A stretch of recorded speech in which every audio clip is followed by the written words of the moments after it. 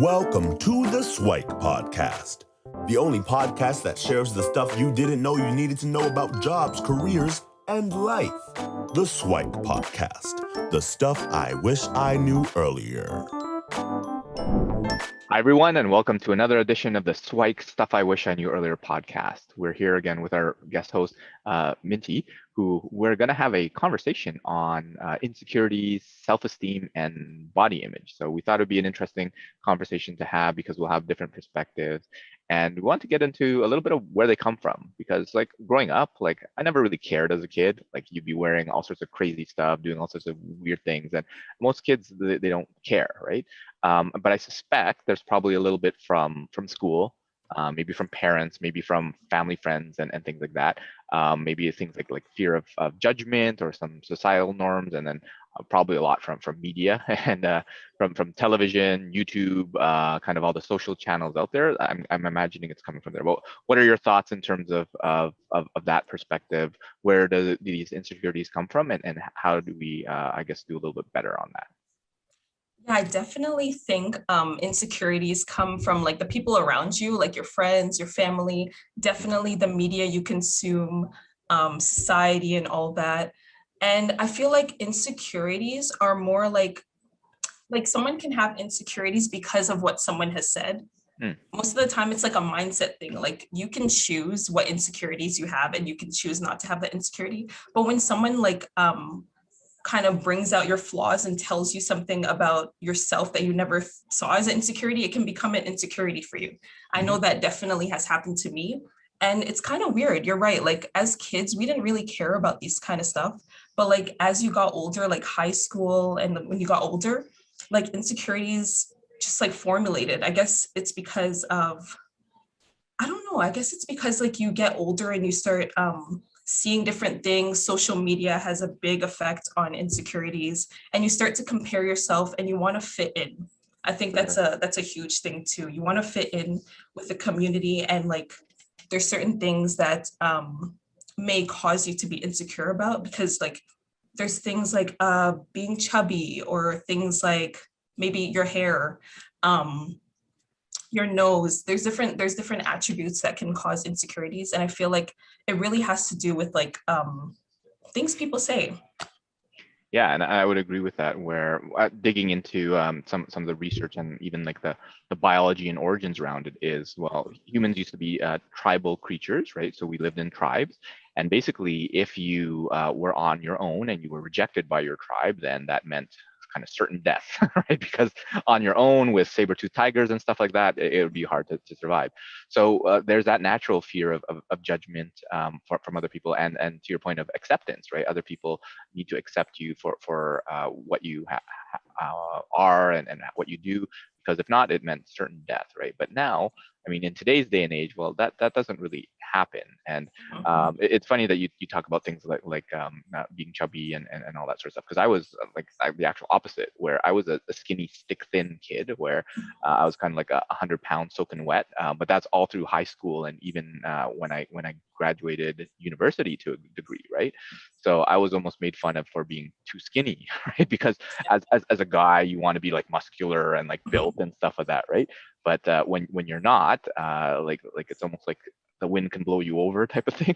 It's on the other side. So there's both sides of the spectrum, where some people are on the heavier, the lighter side, on like the bigger, the smaller side, the whatever. So it's one of those things where everyone is kind of pressuring you to become average, to become the same, which I think is quite interesting, because if you look at the people who are most successful and doing the best, they are the least average, right? They're the ones that are kind of outliers. So it actually should be one of those things where we should celebrate those areas where we are totally different from other people.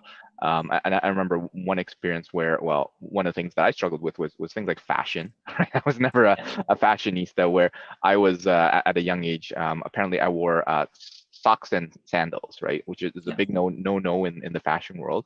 And that was one of the earliest memories. I remember my older sisters was like, you can't do that. That's not allowed. Right? I'm like, oh, and then that kind of stuck with me for a long time, realizing that, well, I'm not any sort of fashionista or fashion oriented at all. And then to your point, it kind of sticks with you, and an off comment when you were young can kind of stick with you forever. So what are some of the experiences that you had early on that kind of stuck with you, and then how did you potentially go and overcome it?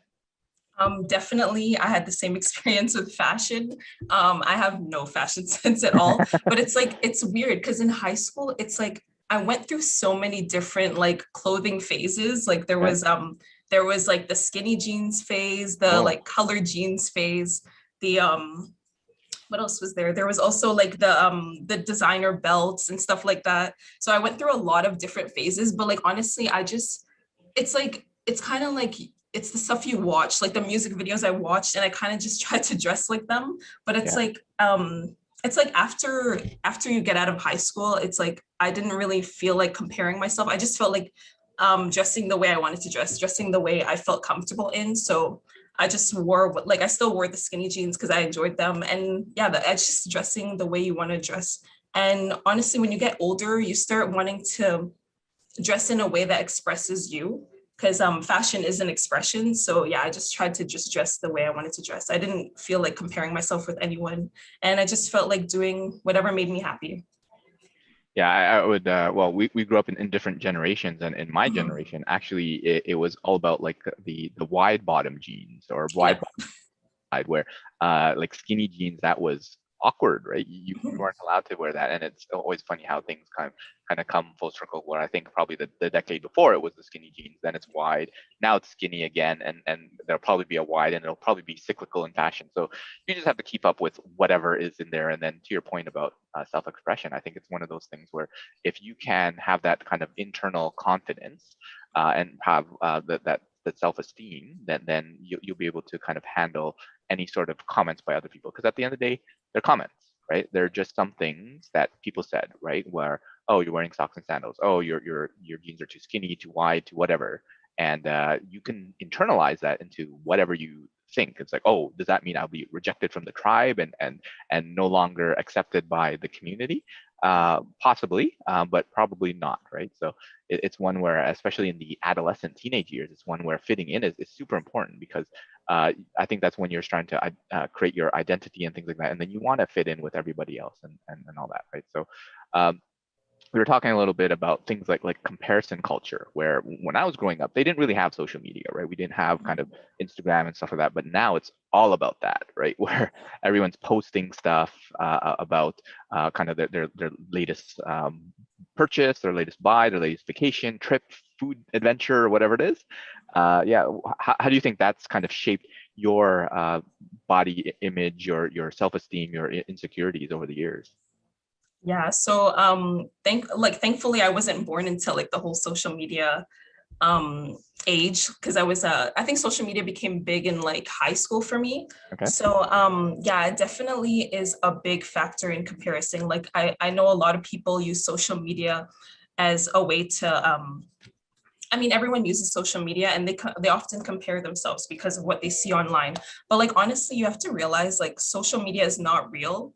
It's just like a platform where people just depict like the positive side of their lives. It's not nobody's life is perfect. Nobody's perfect. So like at the end of the day, you just have to realize that these things are not like everyone's, like this is just the positive side of everyone's life. Like nobody wants to put the negative sides of their life. Some people do, but like most of the time they don't. And even celebrities, like we think they have the perfect lives because they have the money, the cars, the relationship. But like, honestly, we just don't know what's going on in their lives. Unless like, of course, if TMZ gets in or something, we know like the negative sides. But yeah, you just have to realize that like, it's not worth it to compare on social media, because like, it's not real. Yeah, I think it would be so challenging to be growing up in this age where you're in whatever, in grade 3, 4, 5, 6. And first of all, like everyone should have a phone, right? It's one of those things where like growing up, like I had a phone when I was in university, right? And that's more because the technology didn't really exist or was accessible at that point. But now I like my wife teaches elementary school, and some of her kids have phones, right? And they're like grade 1, 2, 3, right? And then if you have the phone, then you probably have access to Wi-Fi, and if you have access to Wi-Fi, you probably have access to Instagram, TikTok, or whatever it is. And then, yeah, to your point about the what's on there and not being real, it's a curated version, right? So people post the really cool, interesting things they have, right? Generally speaking, when you fall down or embarrass yourself or whatever, you don't have those same things, or you're not the one posting it. It might have been your friend that's posting it just to kind of get a laugh or something. But we don't generally talk about like the challenges where like, oh, I just failed my assignment. Let me post that, right? You might be saying I'm grinding and I'm studying hard, that sort of thing, but not on the other side of it, right? So I think it's a detriment to folks for them to be constantly comparing themselves to other people. But there is what I usually tell my clients is there's one person that you should compare yourself to. It's yourself yesterday, right? Because the goal is for you to become better than yourself yesterday, and constantly improve. But compared to other people, right? Everyone has their own things, right? Some of us are better at certain areas and better at other areas, and we all have our pluses and minuses. So if we truly understand that and can accept ourselves for who we are, then I think that would be helpful. I think where my insecurities became a little bit more on the security side, and my self-esteem turned into more like kind of self-confidence, was when I kind of accepted myself to say, you know what, yeah, I have a huge forehead, right? That's one of those things like that, and that's okay, right? There's nothing wrong with that. It's like, so what? I'm not super tall, I'm not super short, and I'm relatively skinny. It's like, okay, and so what, right? So for you to be able to say those things and just accept, I think that goes a long way in order for you to accept yourself and get over some of that. What were some of the things that you encountered that allowed you to kind of overcome some of the insecurities and body image and self-esteem issues over the years? Yeah, I definitely can agree with the forehead. I also have a big forehead for anyone watching the video. Yeah. That was an insecurity of mine, but like, yeah, I had a lot of different ones. The forehead, my nose, acne. Yeah, there was a lot. I actually even made an insecurities video on YouTube. Maybe we could put that up. And yeah, I actually watched that video and I realized that a lot of the insecurities I talked about in that video, I no longer have, because it's like, once I made that video and a lot of people were commenting and saying like how they didn't notice those insecurities in me, it just kind of made me realize that like insecurities is just a mindset thing. It's really like some people will say these things to you, but like you can choose whether you want to make it an insecurity or not, or you can choose to make it like to accept your flaws. Honestly, like that's what I've been doing. I've just been accepting my flaws and just accepting the fact that, yeah, I have a big forehead, I have a big nose, but like, why is that a problem? Like, just like everybody's different. Everybody has different attributes to them. So it's just important to just accept your flaws and just accept who you are, because we're all different. And yeah, just accept who you are. Nobody is the same. Yeah, and I find that very interesting, where, I mean, in every kind of day and age, there's a certain level of what beauty is, what success is, and whatever. And in other times, and it's totally different, where I think like the 1400s or in like the Renaissance Middle Age time, like if you were chubby and a little more hefty, that was a sign of like, oh my God, she's hot, because you're attractive, you're doing well for yourself, you're able to eat. Whereas if you were kind of today's vision of kind of like a little bit more like toned and firm and skinny, but basically, then that would not have been considered attractive, right? So it's a matter of, well, according to whom is one of those, right? So there are people in the world that find whoever you are attractive, right? So sometimes it might not be the mainstream, but there are always people that there always are lovers of kind of anything. So it's up to you to kind of find that tribe of yours. So going back to that tribal mindset is to find kind of your tribe and the people who appreciate who you are and what you are. And actually, one exercise that I found was super helpful for me is it's one where crossing your arms, right? So when you cross your arms and you do it, you cross your arms in a certain way, and one arm is kind of naturally above and one is below, right? But if you were to do it the other way, and the other arm is above and below, that seems super awkward, right? But to the person on the outside, it's like, what did you do? I'm not even sure. Did you change your posture or whatever? And it's one where, to your point about being a mindset, I think it's so interesting, where that's kind of the same feeling, where on one side you're like completely comfortable, on the other side you're totally awkward. So if you can kind of just adapt that awkwardness into this comfort zone, then you'll have so much more success in terms of acceptance and things like that. So Yeah.